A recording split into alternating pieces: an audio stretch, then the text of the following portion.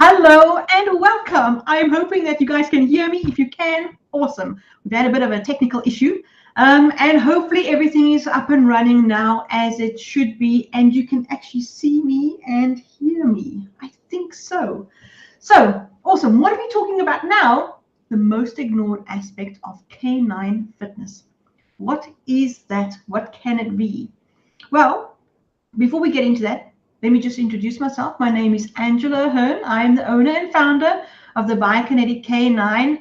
And welcome to our show, Amelia. Oh, you can hear me? Awesome. Otherwise, I'm talking to myself.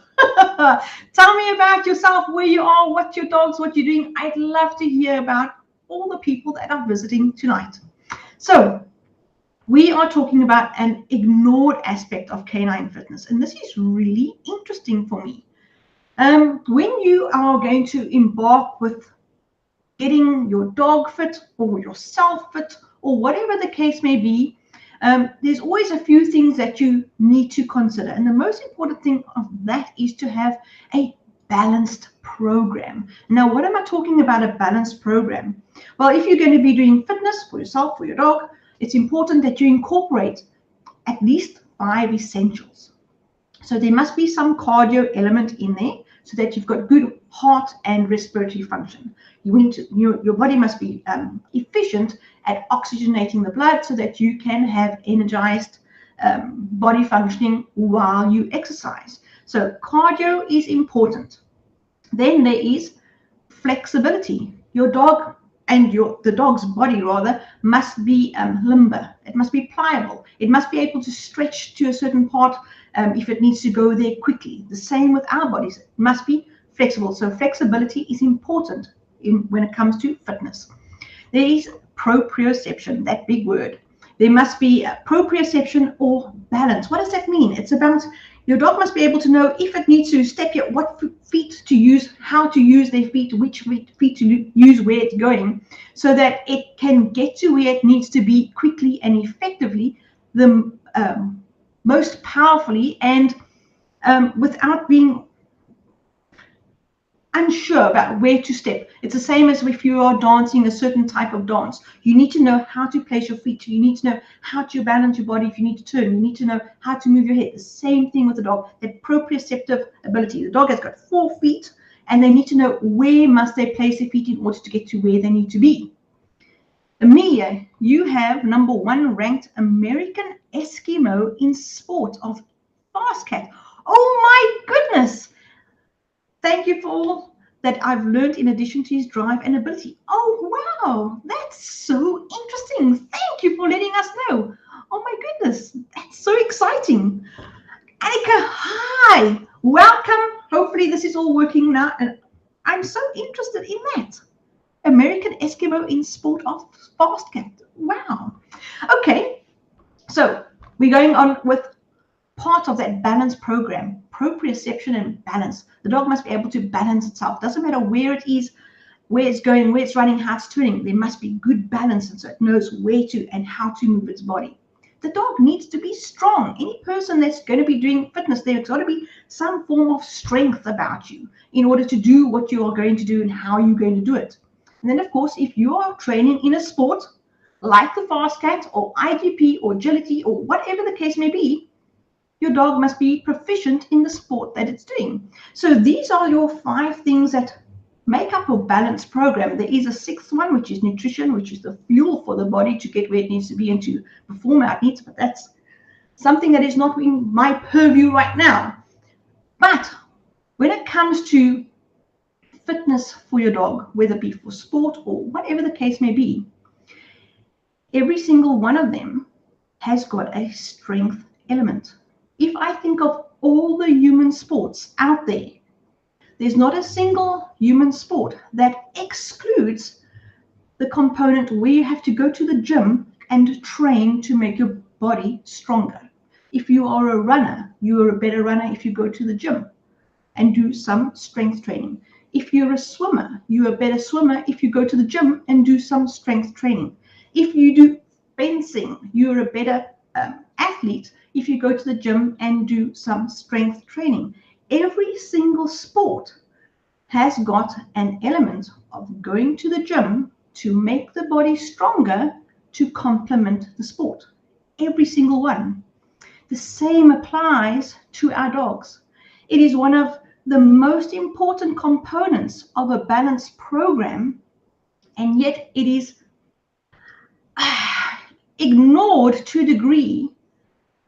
But I think something else. So that targeted, balanced strength training component, this is the most ignored. And it is vitally important for everyday active dogs. If they're up at there and they busy, etc., they're active, it's important that their body is strong enough to handle that hyperactivity.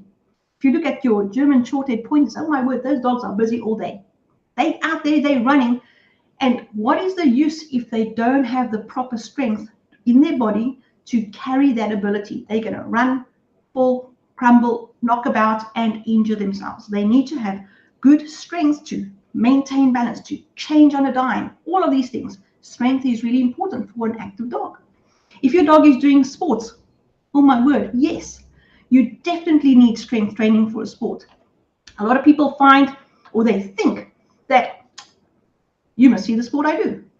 My dog has to be strong, my dog has to be fit, and the sport training gets him there. Sport training can make your dog fitter, yes. But sports training is where you will show off your dog's physical fitness and strength. It is not the place to get physical fitness and strength. You get physical fitness and strength and you show it off in your sport. There's a big difference about how those two ideas work, and I'll explain it to you now. Then, of course, targeted balanced strength training is super important for our senior dogs too. Same as people, as we go over middle age, as soon as a dog becomes a senior dog, their muscles, and humans, our muscles, start to wither away. It's called muscle atrophy. So what that means is our lean muscle mass gets less and less. And even if your older dog still looks exactly the same, it looks like it hasn't lost any weight, it is still in mint condition, but you're not incorporating any strength training to maintain that muscle mass, it just means that the layer of fat padding between the muscle and the skin is just getting a little bit more because those muscles are fading away. And you'll see with your older dogs, they start to become a little bit unstable in their body. They don't have as much balance because those stabilizer and balancing muscles, the smaller muscles that keep them sturdy, they also start to become smaller too. So they will lose their strength and that balance ability starts to disappear. And you hear people say, oh, my old girl, she's getting a little bit weak in the back, or she's a little bit more unstable in her rear. A lot of it, especially if their dog is perfectly fine, there's nothing wrong with them physically, it's just that their muscles are getting smaller, which is a normal process for aging. But we can hold that off by increasing their strength training, which is low impact, and it builds the muscle stronger and bigger again. And it counteracts that atrophy, that wasting away. So important.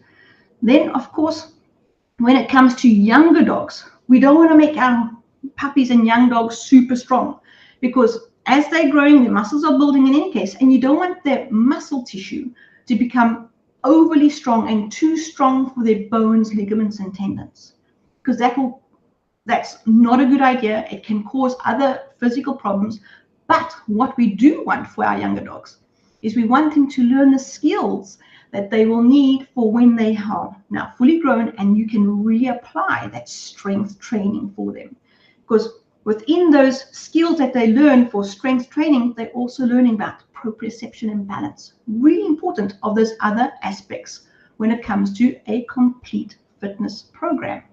So targeted, balanced strength training is really important for all our dogs. Doesn't matter where they are in life, just like it benefits all humans too.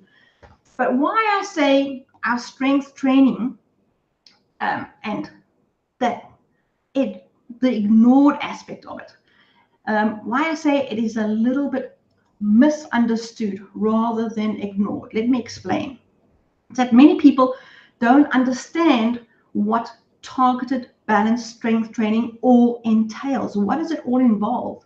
And they'll be training and working their dog and they're just not getting the results, mainly because they don't understand what it involves. They will go do their own thing. They've seen something and they're going to practice it, but they don't understand how to target certain muscles, how to keep the body balanced in strength, flexibility, etc. And it's the same as you see people that go to the gym and they go there all year. And after the year, they look exactly the same because they're not targeting a specific muscle. They don't look more toned. The things that are supposed to happen in their body don't happen like they are supposed to. So these things, that it can be because they don't have the proper form when executing an exercise. So you're not targeting a particular muscle. The same thing happens with the dogs. You can be doing exercises that you see or working a dog, but you're not looking and concentrating on the form. So you're not targeting the correct muscles. Just like when we ask our dog to go from a sit to a stand, what muscles are you wanting to target with that sit to the stand? Does your dog need more shoulder strength? Does it need more core strength? Or does it need more strength in the back legs? All of these things can be achieved with a sit to a stand, but only if you do it in a particular way. If you do a sit to stand in one way, you'll target the back legs and you'll get better quads for the dog. If you do a sit to a stand in a different way, you'll target shoulders and core training much more and not so much the back legs. So if you want to target the back legs and you're doing the wrong form of a sit to stand, you're not targeting the right muscles, you're not getting the result. And all that work and effort is for nothing. You're just getting stronger shoulders instead of stronger quads and back legs. So when you perform the exercise, do you know what muscles and what area of the body you are targeting? Because if you're not targeting those correct muscles, all that training is just your waste of time and you won't get the results.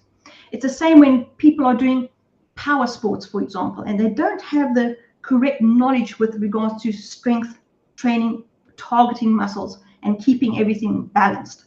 So they'll go running their dog because there you go. Or what we'll do is we'll just put a parachute on the dog at the back and let him run because that makes extra drag and they really have to work those muscles. But is it going to develop the right targeted muscles, the balancing of the muscles? The dog is just running straight.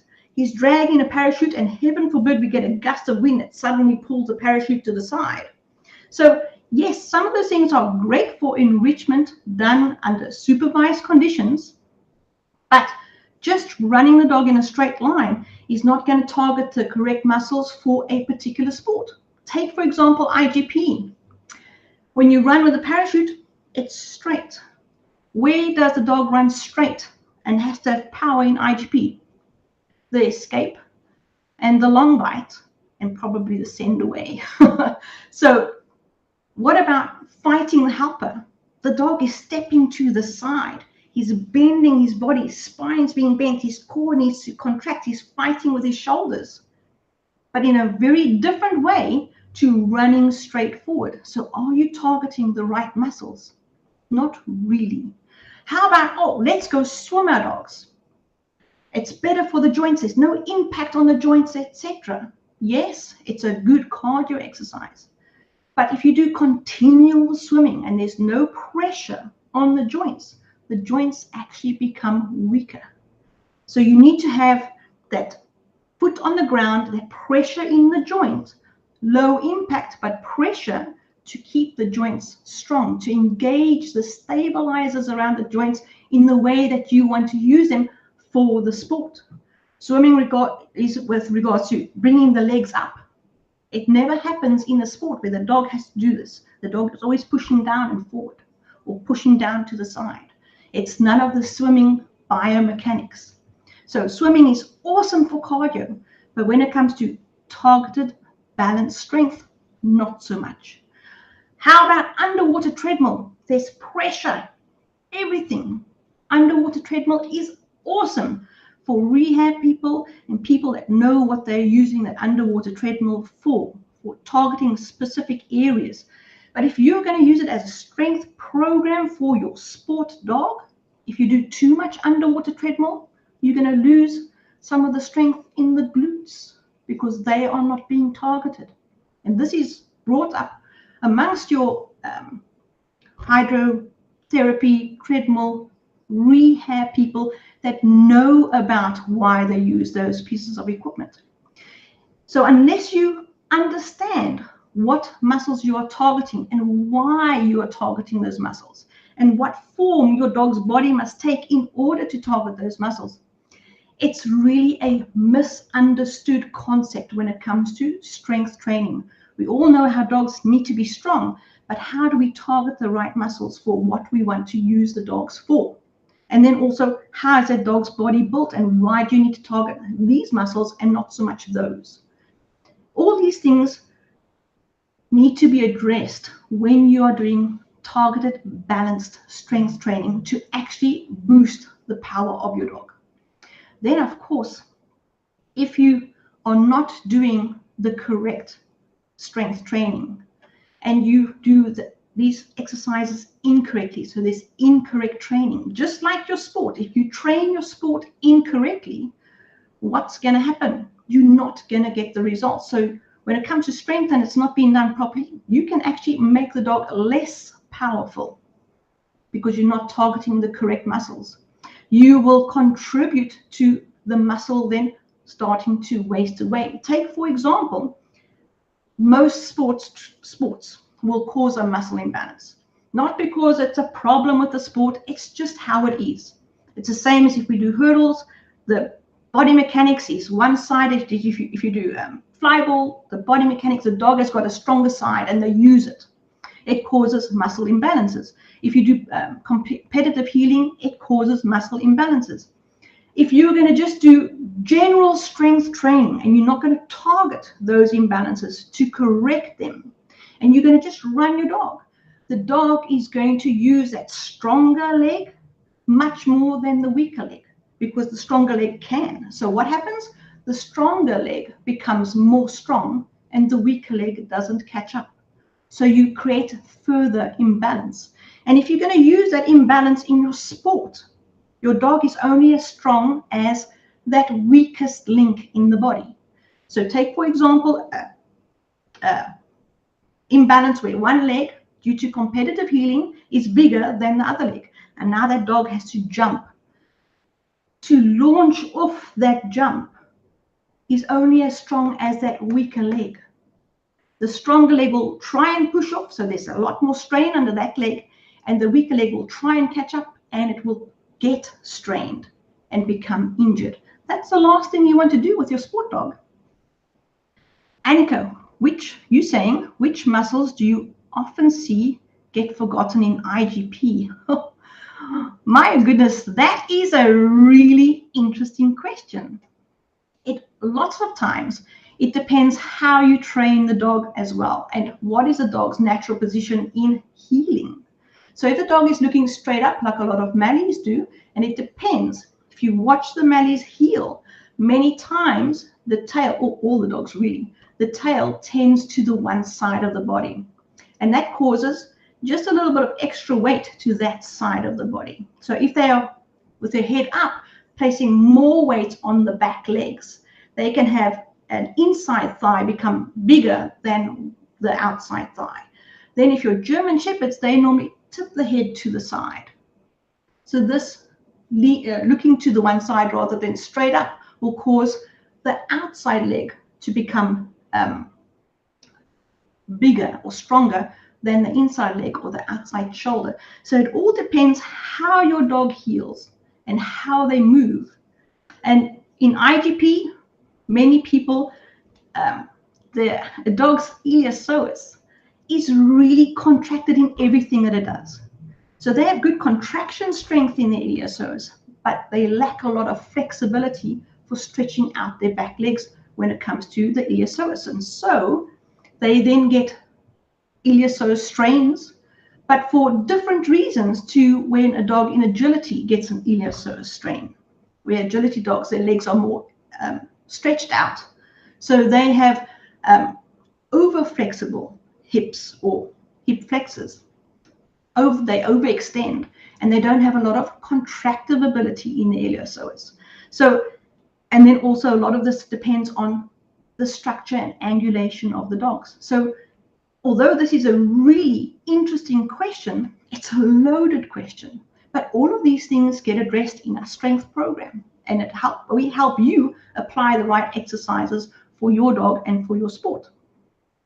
So I hope I've given you some insight into how you look at what happens to the dog when they are working and you have to do targeted strength training exercises, depending on the sport, depending on your dog, and depending on your dog's structure. Okay, hi! Darn imbalances, you know about it. And they always pop up and you have to watch out for them. So you always have to check your dog. But there's ways of doing that. We discuss it in the Body Checks for Injury workshop. And then we go into the exercises and how you can apply them in our strength program. So super important. So when you're looking at those imbalances, you always want to have a strong base for your dog to work off of. You don't want to have one side stronger than the other side. You want to be able to target all the muscles specifically. And general running, general swimming, general exercises is not going to correct that. You will create injuries. And all of that work and effort that you put in the training, the sport of the dog, and the strength training that you think you're doing, you're wasting your time. If you just targeted all these exercises right from the beginning, you would have a faster result. And we all need these results quickly. Why do all of this work and you're not targeting the correct muscles? So those imbalances, those darn imbalances, this is so true, they are due to training for sports wherever you are. You can pick them up and you can correct them through these targeted strength training.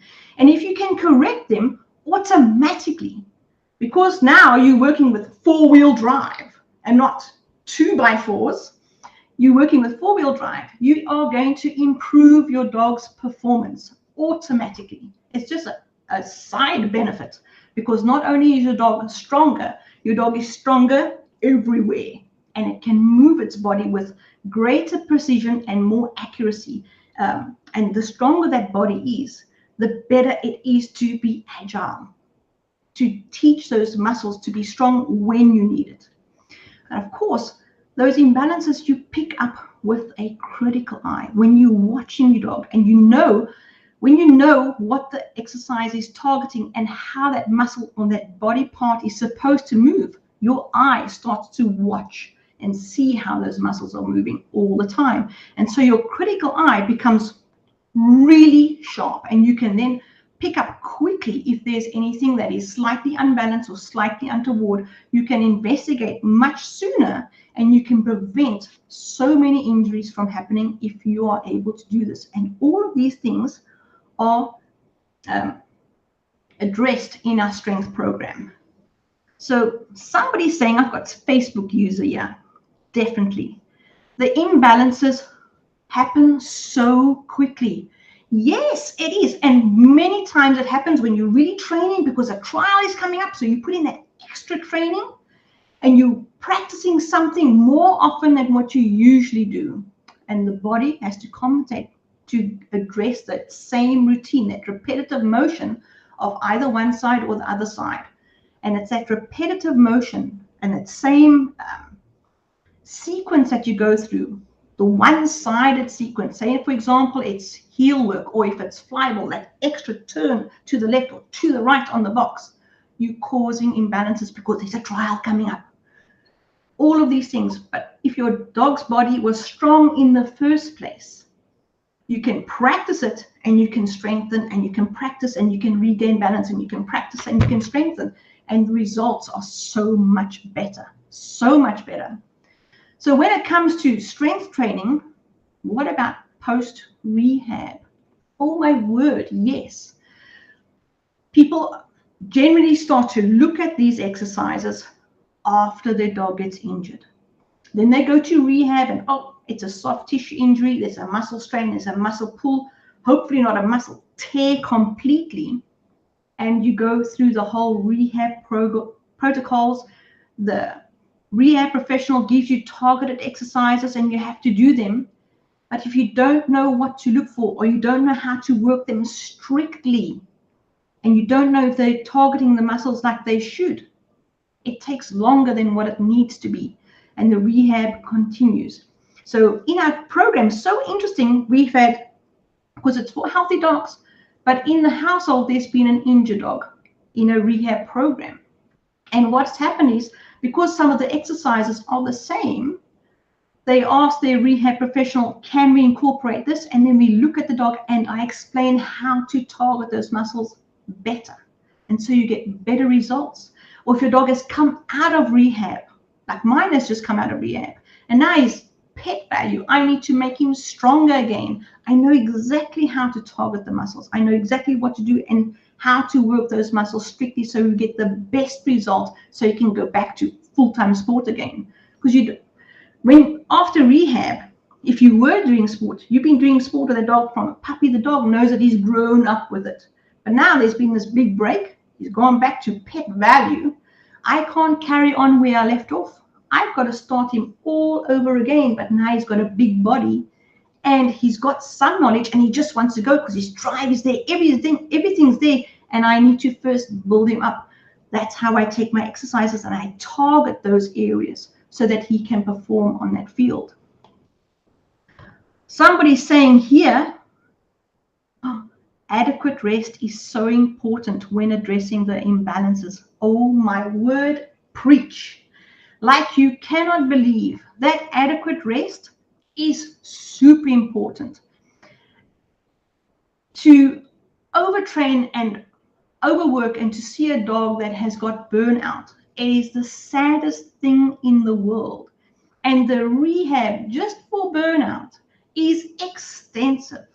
So if you can strengthen your dog and target the muscles so that you don't have to overtrain, and you can provide the correct rest and that time for the parasympathetic body to repair the body, and for that brain to absorb the knowledge that's taken from the training and allowing that penny to drop, that is so important. If you've got that correct rest protocols, then the body starts to really blossom, because the repair processes are happening in the body, but also within the brain. The thinking and the processing of what you've been training it's got time to process and to create the neurons and the pathways for the body to work. That is, wow, whoever this is, I can't see your name, but that is so important. Yes.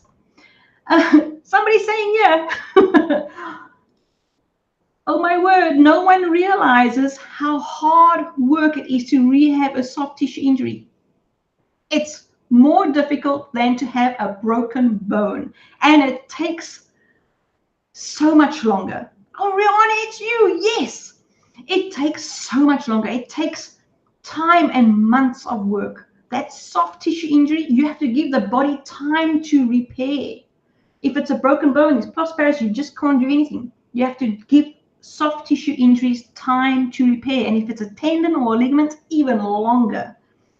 But you can do work with it. You can work with the body. You can prevent a lot of these soft tissue injuries if you just do targeted, balanced strength training. That's so important. And then, of course, all of these things are addressed in our Foundation Strength program. We opened the cart for this again this week. It's been gone through. Our beta testers have gone through all the work. I went through everything on it this entire week. I even fixed all the spelling mistakes. Oh my word. That's all sorted. So the cart is open. But for this week, or the end of next week, there is an early bird. So if you are deciding to join us, which I hope you do, you will have a super time. Please put in the discount code to get that early bird discount. We will never offer it at this price again. The cart is open for the next 2 weeks. In our program, we've got live group calls where you are all invited to come ask questions about what you've learned about your dog's exercises, about how your dog is performing, about how you can improve it, where are you going wrong, where is your own body position, your treat placement, how it affects the posture of your dog. All that is there. There's PDF downloads on each exercise, breaking it all down, all the things to watch for, your watch points, your checklists, your things to look out for if your dog is tired or fatigued. All of these things are there in points, and how you can put all of these things together for your dog. We go through each exercise. We say how it affects your sport, what part of the body it targets, depending on what sport you need to do. These are the things you need to concentrate on. So all of these things are there. We've got an awesome private group. We are a close-knit group. Nothing gets shared out of that group, where you can post your videos, you can discuss your dog, we can look at each other's dog, and we all give advice, because everyone there is wishing you the very best of success. We want you to succeed. We want your dog to get stronger. We want your performances to improve. That's the whole goal. So all of these things are there. And the most important thing about our program is for you to engage with us. I want you to ask me all the questions so that I can pick my brain and give you all the answers that I know. That's how, if I don't know something, I will research it to death and I will come back to you. But that's what we are all about. So I can put the link for, there's a page, and you can go to this page. It tells you all about the program, and you can go take a look. If you like what you see, I'll see you on the other side. If there's any questions about any of the information, send me a direct message. I'm happy to answer you. I hope the link is there. If it's not there, I'll go in after this and I'll put it in. So we are concentrating on getting the dog stronger. It is the most ignored aspect of any canine program, but it's the most important. Every human living being, dog, needs strength to function optimally. Everybody does. And we don't know how to address it always with our dogs, especially the dogs that are doing sport or active dogs. Some people would just like throw a ball. It's the worst thing that you can do. I've seen it. There's so many negatives associated with just throwing the ball. I've seen a sport dog trying its hardest, and it gets warmed up, and fitness is done by just throwing the ball. The dog is so injured that it can hardly walk correctly in heel, and the owners don't understand and they don't know. It doesn't target particular muscles. It causes more harm than good. So if you want to have proper, targeted and balanced strength training for your sport, for your dog, wherever you may be, take a look at our foundation strength training. We take you from the bottom right through.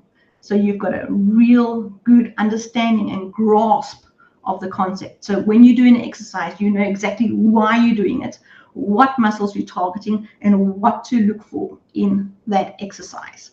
So I hope this is giving you some understanding and the importance of strength training when it comes to fitness for your dog. Take your dog to the gym. Let it do some weight training. We're going to show you how. All right, everybody. So I hope you've enjoyed tonight's show. I'm sorry it's a little bit late. But yes, technical problems. I am going to say good evening to everybody. And if you want to send me a message, if you want to ask me any questions, please. My email address is fit@thebiokinetic-canine. You're most welcome to pop me an email or send me a direct message on my page, and I'm happy to answer you. I'm going to say good evening from this side, and have an awesome weekend training your dog. I'm going to be training my dogs because they need it, and there it is. I'm going to put up my details here for you guys so you can see, and there we go. If you like what you see, please share my page, share the information to people that you think may benefit. I'd be super grateful, and give us a thumbs up if you like the content. Awesome. Cheers now, everybody. Bye-bye.